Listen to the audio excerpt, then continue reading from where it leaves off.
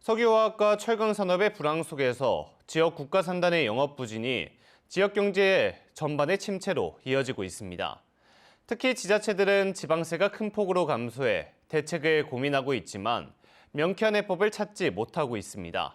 김주희 기자가 보도합니다. 여수산단 내 LG화학 SM공장.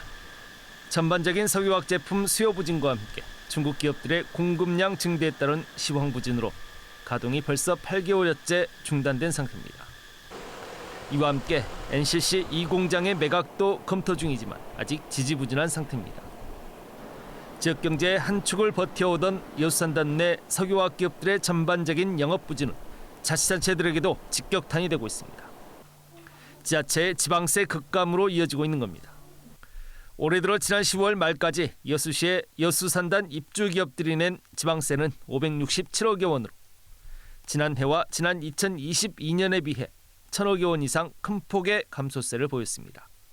2019년도에서 20년도 있지 않습니까? 코로나 시기 때 한번 500~600억 정도 감소가 됐었습니다.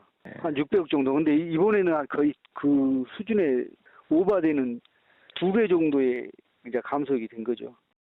광양시의 사정도 크게 다르지 않습니다. 광양산단 매출의 절대 비중을 차지하고 있는 포스코 광양제철소가 올해 들어 지난 10월 말까지 광양시에 납부한 법인 지방소득세는 78억여 원. 지난해 155억 원 대비 반토막이 났고 지난 2022년 876억 원이었던 것에 비해 10분의 1 수준으로 급감했습니다. 사정이 이렇다 보니 자치단체들도 대책 마련에 분주합니다. 전남도와 협업해 화학제철단지의 경쟁력 강화 방안 등을 모색하고 있습니다.